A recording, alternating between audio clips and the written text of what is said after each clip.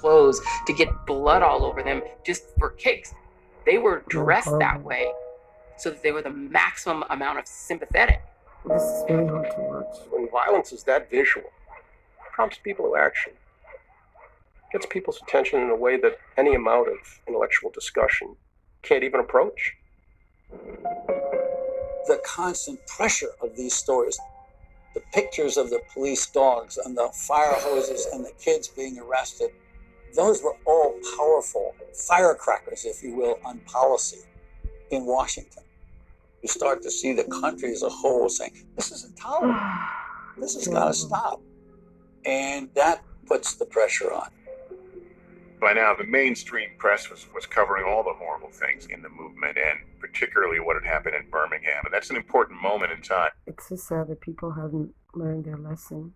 The White House sits the most ignorant man who has no idea that words are very powerful, that people remember things, and it's in their DNA even. And these traumatic experiences are passed on from generations to generations. African American images are horrific. Because it kind of opens up the door for Lyndon Johnson. It gives him the space needed to pick up the torch from President Kennedy and push through the Civil Rights Act of 1964.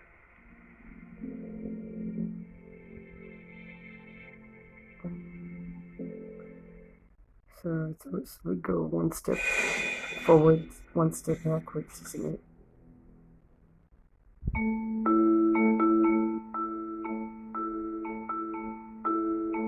In August 1963, King staged his greatest production of all.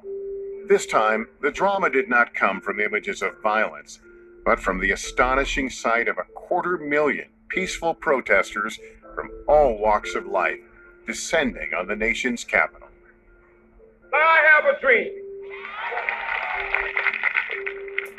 My poor little children will one day live in a nation where they will not be judged by the color of their skin, but by the... That's horrible. That is horrible, but it's 1963 and this was, 57 years ago. And where are we now? content of their character. I have a dream. Viewers around the world watched transfixed as a parade of celebrities, black and white, called for unity in the struggle for racial justice. Mr. Brandau, what sort of an impression has this day left with you? It is possible for all men to come together in a sense of goodwill and to solve problems in a democratic way. The truth of it is that the March on Washington was what transformed a Southern, predominantly black movement into a national movement.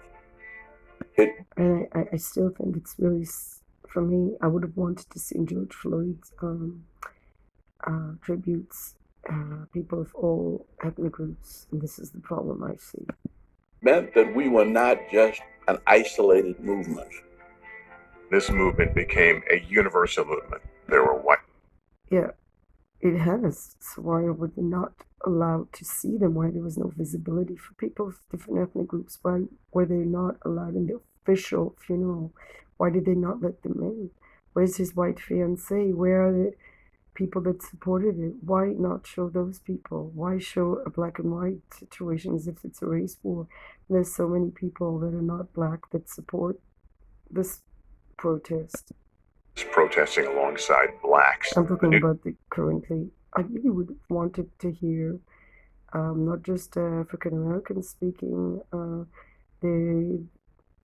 think it would be a much stronger message if people from different ethnic groups were allowed to speak in the funeral.